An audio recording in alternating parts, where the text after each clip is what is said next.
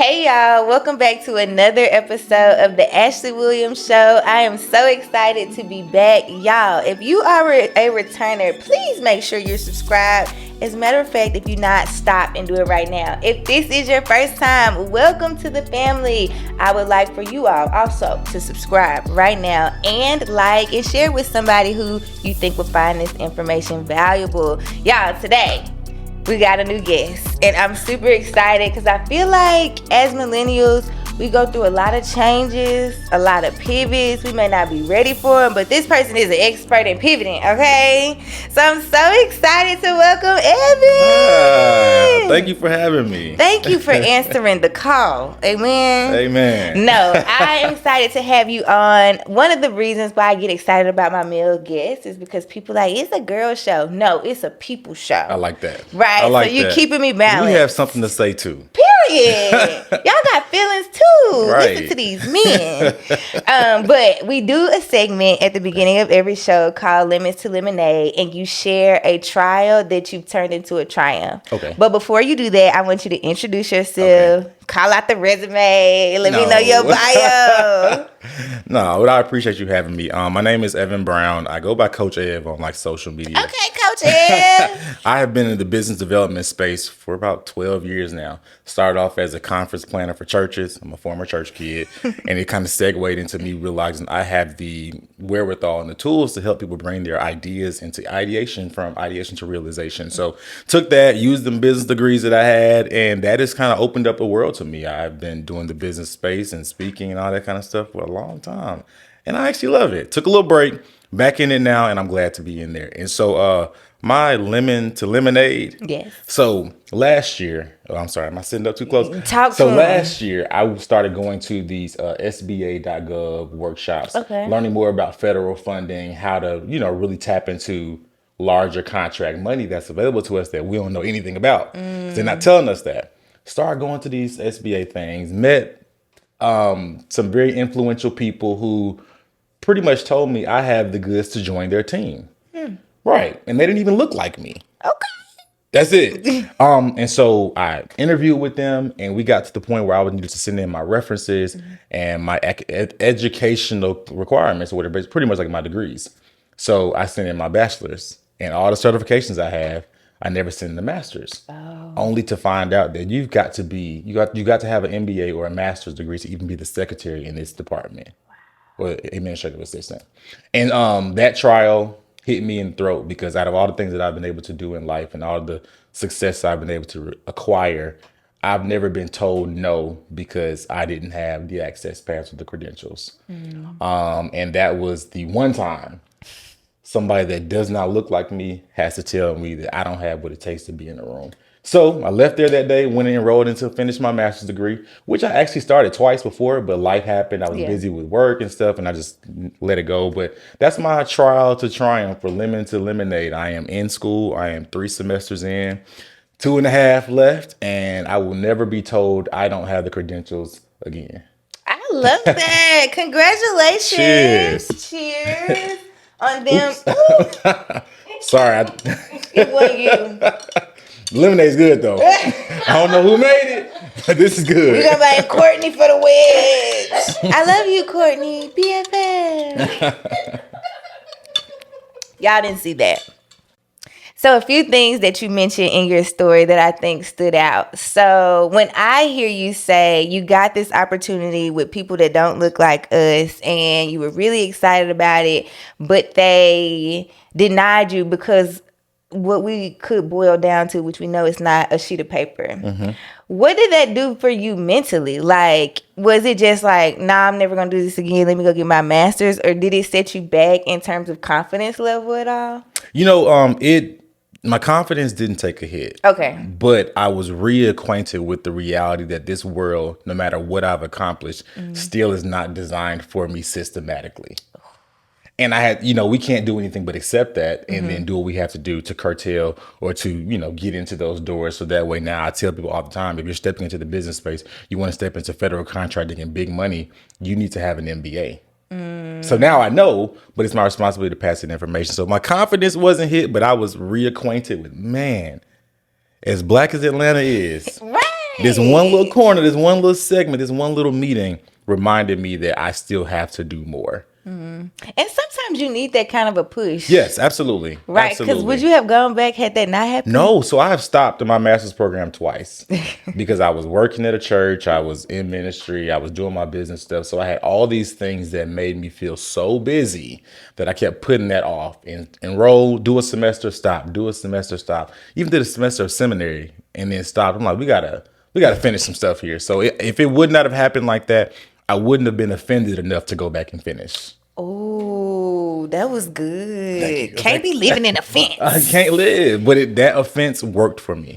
It woke me up. I said, you know what? Never again. Right. And this could be the door to your next. It is. I honestly wholeheartedly believe that even though I would never probably apply to work with them again, whoever's waiting on me to finish this degree, I'm going to now make sure I have the minimum requirements because all the rest of the skills, the knowledge, I've put in the hard work. I've studied, I've sweat, a lot of lost money, a lot of workshops, a lot of things attended, but I needed that. And I was like, you know what? I'm okay. I'm okay with that. Because higher education should be something that we pursue other people of color to do, outside of just black women.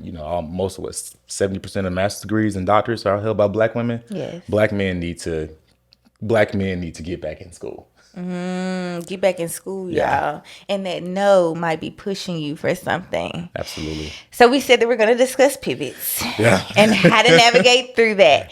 What was like your first defining pivot that you had to make? Why did you have to make it? And what did that feel like? My heart. Taking it back. I think my first major pivot that really was done by me and for me, I left my corporate job to be a full-time volunteer in my church at age 27. Crazy. Oh, crazy. Pause. Yep. Volunteer? I Meaning, was one of those, like the Lord told me to go. Not paid? Go, yeah. Okay. That was my first ever run at like that major scary obedience. I did it. Now, it's a little easier to walk away from certain things when you've been a good steward. When you save, it's kind of like, I can go goof off, not necessarily goof off, but serve the Lord for a year, knowing that I've got a year's worth of money saved up. So it kind of changes. It's a little easier to be obedient when you've done your part on the back end.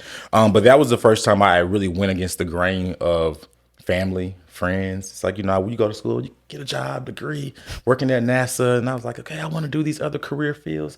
I started jumping into this space. And this thing, it's like, I'm about to go be a volunteer. Best thing I ever did. Because it helped, it walked me through the, early stages of how to come out of agreement with what everybody else wants from me and accept whatever I want from me, and not even including God, just whatever I want from me is now attainable because I've removed myself or removed you all's opinions. Like, I love my family. My mom's going to see this and she's going to tell me, don't say that. But my parents worked hard to provide a life for me and my brother. And I thank God for them doing that.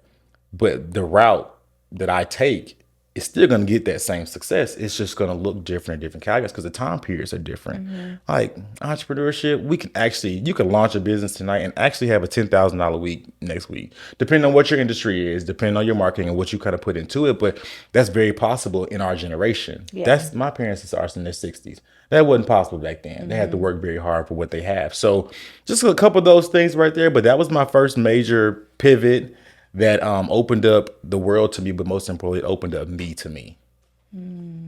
That's good. What type of like mentorship or therapy did you go through? Because I feel like I went through a season of having to learn myself. And it was not hard, nor was it fun. So what did that look like when you really trying to figure out, like, what do I want outside of what I've been told I want? Wow, that's a really good question. So in 2018, after doing the church thing and kind of advancing in that space, I left the city that I was living in, had been there for 10 years, and moved to Chicago, where I knew not many people. And that was the space, or this, I guess, that season of life where I think that God and it was just my time to grow up. But I grew up by being isolated. And even though I found a version of community when I got there in time, I was a fish out of water. I'm a boy from Atlanta. And now I'm dropped in the cold of Chicago. It's snowing outside. You got to dig out your car. They taking the bus and the subway. I'm like, we get in the car. We drive our own cars. Those things. But even the small things like that really kind of put mirrors in front of my face as to areas or spaces where I needed to develop, not just as a person, as a business owner, but as a man. Chicago grew me up, but it took me being taken away or walking away from comfortability to realize, not knowing that I'm walking into a season of development. I thought I was like honestly moving. Hey, I'm from the South. My life is very comfortable. If I don't have my big city experience now before 30, I'll never have it. And that was the reason I moved. In 30 days, I packed up myself and moved. I'm a risk taker. I believe that life is short. Try it now. All it could do is not work. And I've lived my life like that for a long time. Like, all it can do is not work. Now, I know that may be scary for some, but think about it. If you quit this job, guess what? All you can do is chase your dream and then not work. Guess what happens?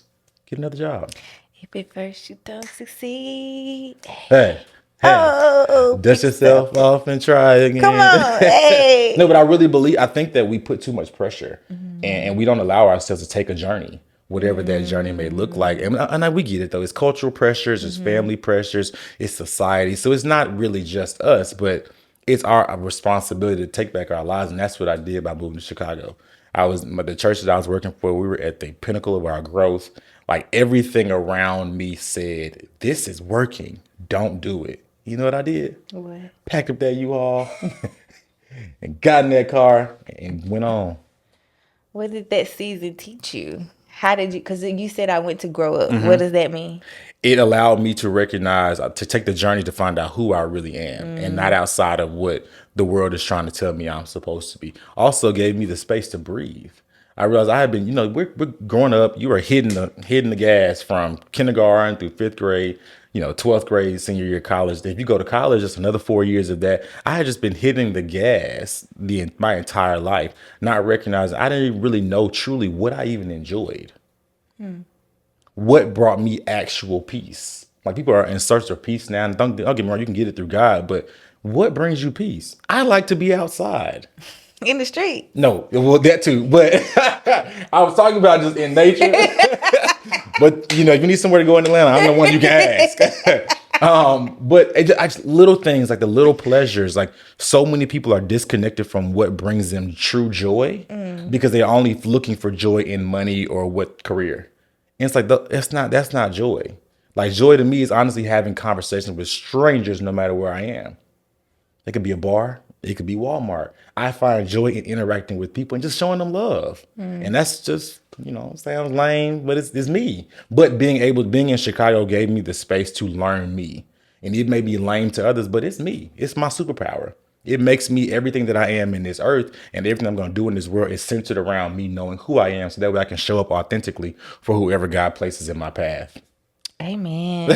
Don't hit me with the amen. I felt it. I feel like it takes time to really sit with yourself to be confident. I talk about that, like just standing boldly in who you are. And if you don't know who you are, you can't do that.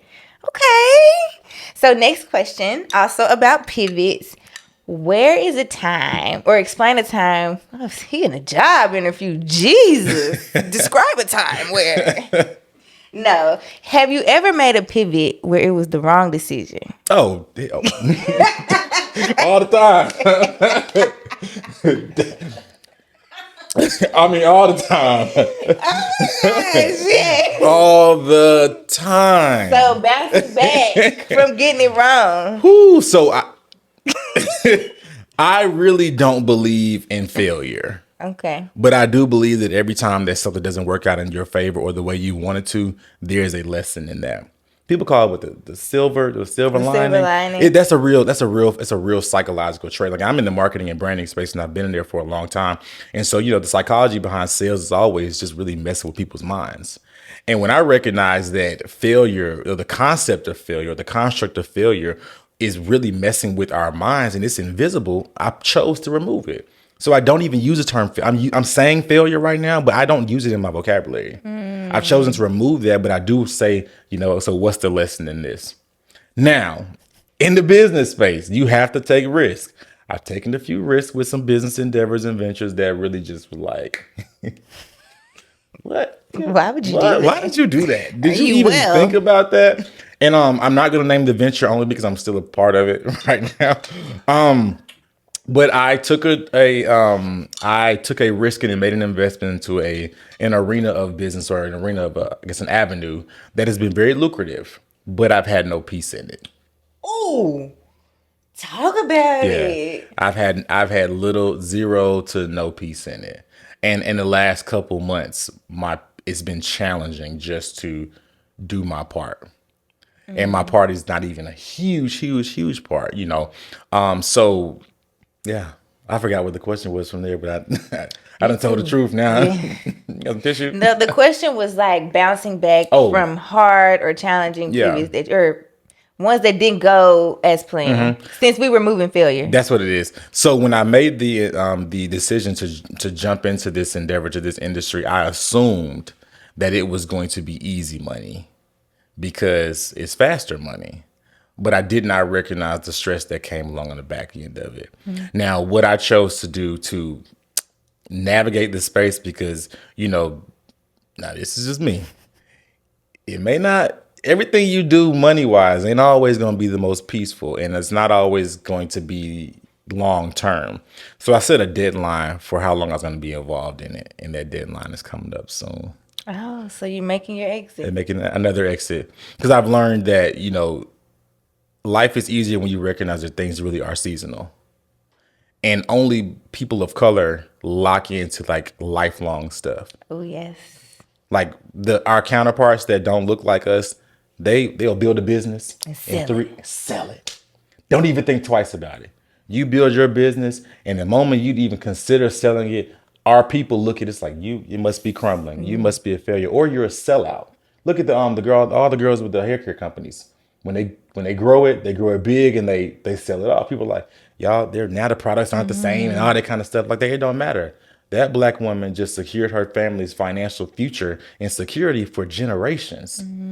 She did what she was supposed to do. So like we gotta be okay with things being seasonal, not just people. Like sometimes arenas and what we do in life, that stuff is seasonal. Like nobody should be committed to doing the same thing for forever. Because if you're committed to doing the same thing forever, you're entirely too comfortable, and you're missing something. And there's something that you're not putting out here in the earth, because you are more committed to your comfortability than for you to leave an impact. And and that's not the way your life is designed to set up. No matter what your belief system is, you're supposed to leave a lasting impact. But most of us are so committed to comfortability. Oh, I don't want to be uncomfortable. Well, what are you scared of? I didn't ask you on here to read me the way that you are. Ooh, I didn't know I was talking to you. I thought we was. It's the No, lemonade. It's the lemonade. That is so true. I don't know. This is me and you. I hope y'all get something from it. But like, I don't know what part of me. I think there is security in saying I know how to do this thing really well, and because I know how to do it really well, I'm always gonna do it. Versus, oh, I want to go try something new, but I don't really know about that. I ain't really trying to be in the infancy stage of anything. I want to hit the ground and go. And I But think that's not real life. Everything grows. Like when people have like a business, like when people, at church, they do like, you birthing something. I Your hate seed. it. I hate it. I hate it so much. But Water water that seed, yeah. But when I look at the journey of a business, like your business is not designed to be booming at day 2. Just like your newborn is not designed to be reading books at week 5. So got giving stuff the time. But I will tell you this now, what has helped me to be a juggler, because I do a lot of different things, is that I've recognized that even though I have one skill in one area, I'm going to use that skill, and it's just supposed to fund my life. Like I have a full-time, people don't even know I have a full-time job. I actually have 2. So I believe in using your transferable skills. Got to play smart. They let us all work from home. 2 laptops. Please, I hope nobody sees this. Because I definitely signed that. We trying to get Yes, thank you. I appreciate it. 2.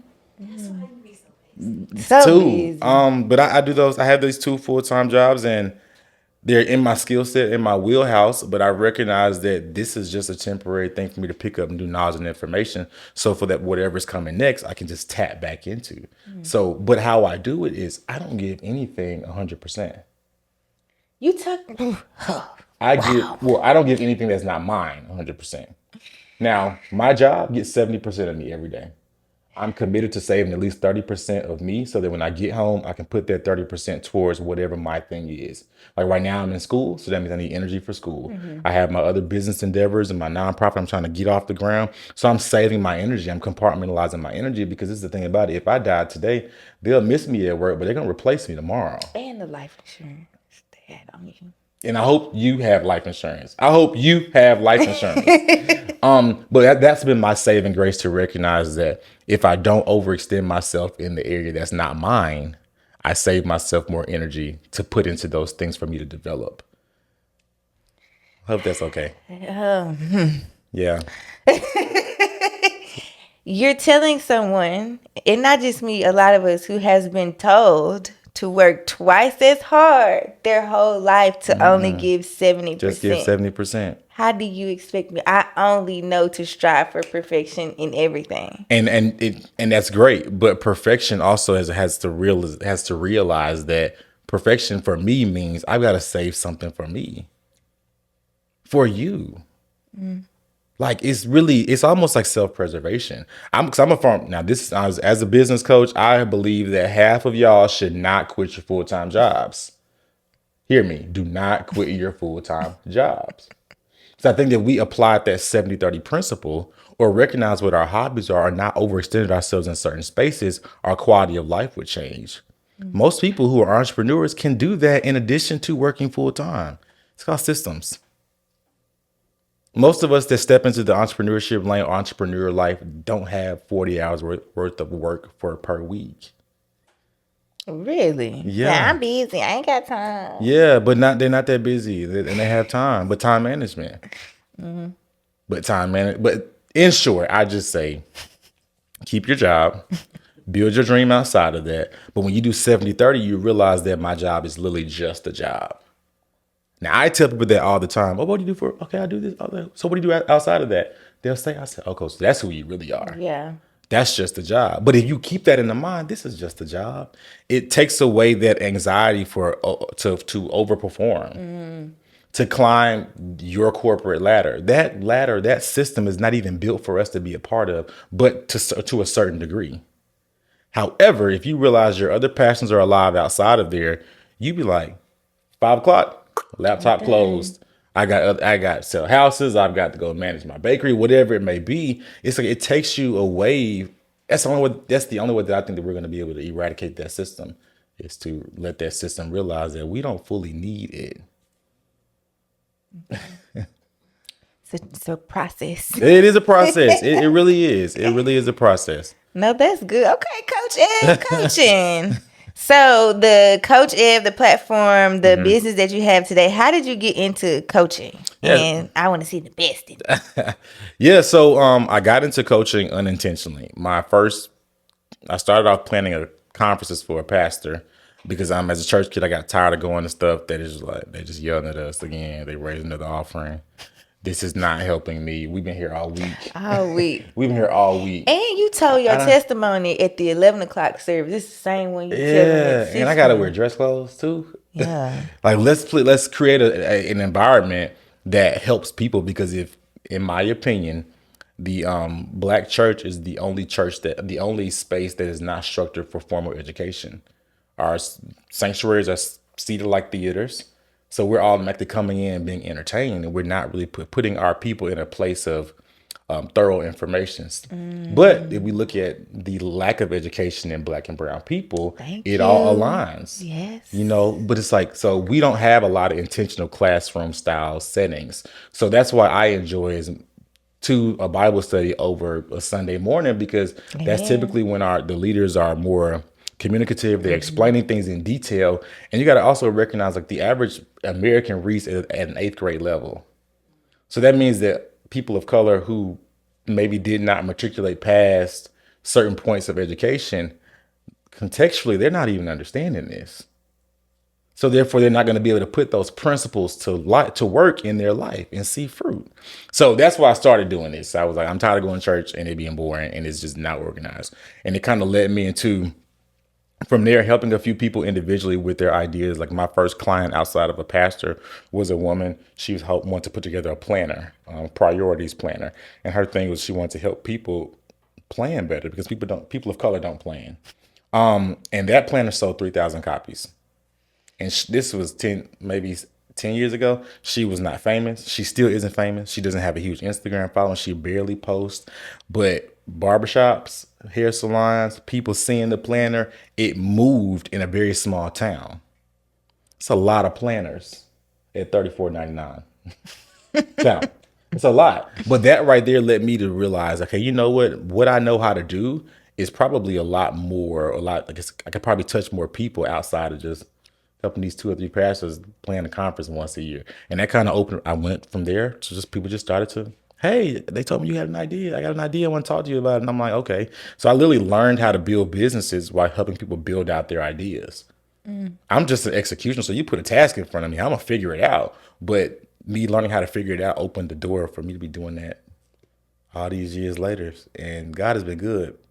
I love that. You spoke about something that's pivotal that I don't think can be emphasized enough. Is like this lady had these planners and she only has her niche market. Like people on the other side of the country may not know who she is, but she's still making a big impact. So like, what would you say to people who are struggling with whatever their thing is, but they don't feel like because of the numbers that their impact is landing? Yeah. I would encourage anyone to make sure they're putting their voice behind their thing. So many people create something, build something, but when it comes to putting their voice behind it or their face on it, they struggle, they shrink, they get scared, they fall back. And so that, even from the coaching perspective, that is where I spend a lot of my time having to work with my clients on. Let's get you to put your voice to this, because realistically, nobody's going to be able to sell your thing like you. Nobody can pitch it or position it like you because it's your lived experience packaged. It's your brilliance package. So I would tell someone, make sure you are putting your voice behind your thing. And also, if you need a visual or I guess a reference point, be as annoying talking about your thing as Fashion Nova is with emails and text messages. Now, everyone may not know that example, but those that know that example know that example. And I think it's brilliant. Fashion Nova is a perfect example of someone who's going to just give you a decent product, but they're going to Say what you wanted to say. Nope, because they may want to call me to be a brand ambassador one day. So nope, they're going to give you a fairly decent product, but most importantly, they're going to let you know you're not going to make too many steps without knowing that Fashion Nova has something for you. And to your target audience, that is gold. Because realistically, it takes the average consumer 7 times to see something before they make a decision. So if you have not posted, talked about, shared, emailed, whatever, something 7 times, there's a good chance your consumer hasn't seen it. And then when you factor in the algorithm on social media alone, we are already working against a beast that's working against us. So you got to oversell, overshare, overpromote, overblast, whatever. You just have to do that if you want to someday not just be small. Because doing stuff small and playing small only keeps you small. It don't make you get big. Gotta annoy the people. Because your people won't be annoyed by it. I guess that's true. That's true. I'm annoyed, so why would I go annoy other people? But as a business owner, you recognize that's the difference between a sale and a scroll past. You want people to scroll on? Because when I'm in launch space or launching season or whatever it may be, I don't care who's annoyed by it. Because the person that's annoyed by it may not buy. But the one who needs it is going to make that $9.97 investment. And they're going to share it and talk about it. Boom. And when they're positively impacted by it, people are going to look at their life and say, oh, you know what? I see something different. I took Coach Ed's program, and now I got a walking billboard that I never had to pay to be a billboard for me. That's really going to share based off their personal experience and really their success. But you got to be okay annoying people. People are already annoyed anyway. We leave the house annoyed. Because why it's raining? Right. Today. Storming all the way here. 7 p.m. Friday. See? Supposed to be 95 degrees. Okay, you talked about that being one of the things that you often have to coach your clients on. For clients that are in the millennial group generation, what are some other things that you find we struggle with? Oh, yes. That's a really good question. I'm so glad you asked me that. our generation demographic, we don't know how skillful we are. And when you don't know how skillful you are, you will minimize yourself and kind of go around that little rabbit wheel, whatever, the hamster wheel, thinking that you can't do anything but the thing that you're doing. But it's because you have not identified how talented and how skilled you are. So what I do, if I tell people, get a sheet of paper, fold it in half with a hot dog style, Yeah. and I want you to list out the skills you've picked up. Because no matter where you realize it or not, you pick up skills everywhere you go in life, every job, every educational environment. You are always picking up a skill. I learned how to motivationally speak or all that kind of stuff like that and present because I was forced into preaching. Well, not forced, but I did that for a season of life. So I learned how to stand in front of people who are looking at me like this. Just look. And I wasn't even bad at it. But they were just looking at me like it. Just looking. And I'm like, please smile. But it gave me the space to really perfect a skill now that pays me rather well. Get paid. Get paid, get paid. But like little things like that, I didn't realize that season of life gave me a bunch of transferable skills that I can now use. For example, I know how to disarm people. So for example, a lot of us are filled with trauma and sometimes have negative experiences. And so often kindness is a trigger for somebody. But I know how to, through conversation, disarm someone from to recognize, hey, you know what?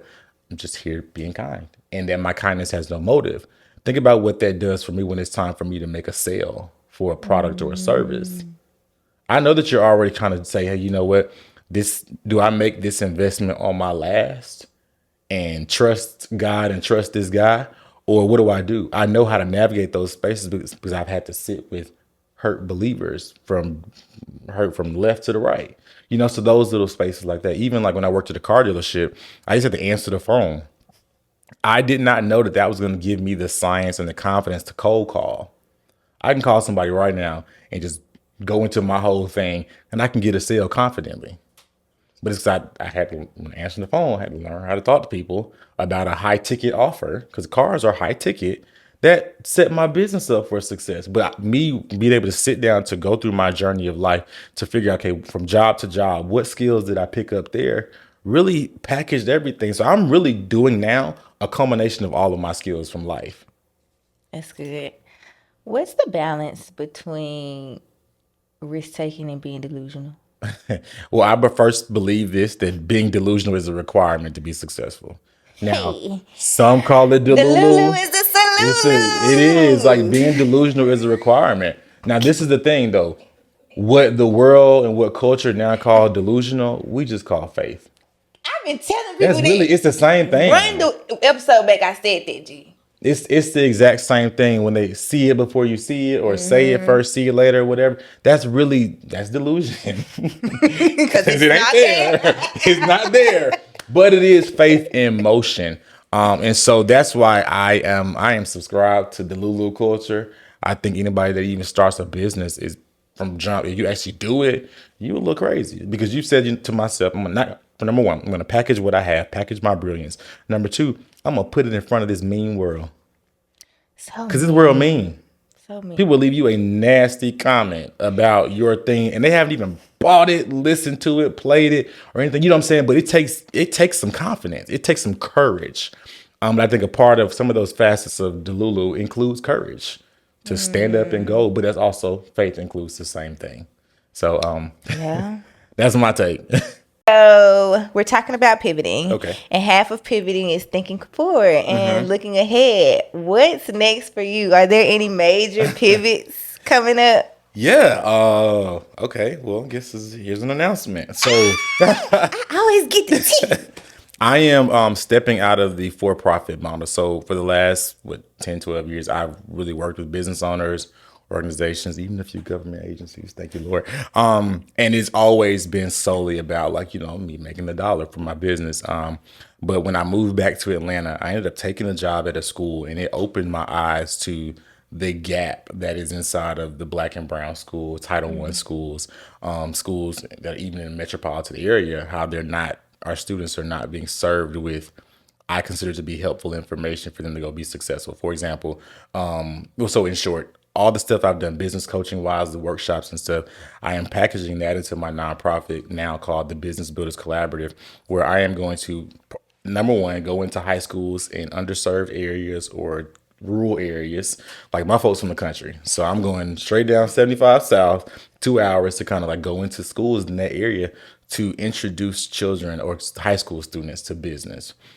Because, for example, like major metropolitan areas, they're teaching business, but they're not teaching entrepreneurship. But our kids see entrepreneurship as soon as they leave the house, because the American Deli, owned by somebody. The beauty supply store, owned by somebody. And I do believe that if we empowered our kids with the information, they would possibly change their decisions. For example, like I have some students that I worked with. She's been braiding hair and doing sew-ins in her mama kitchen for 3 years. She's a high school student.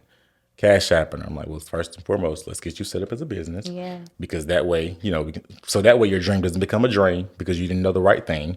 But then most importantly, let me show you what all you could be doing in addition to that, which you need to go to cosmetology school. Because having the skills still requires education.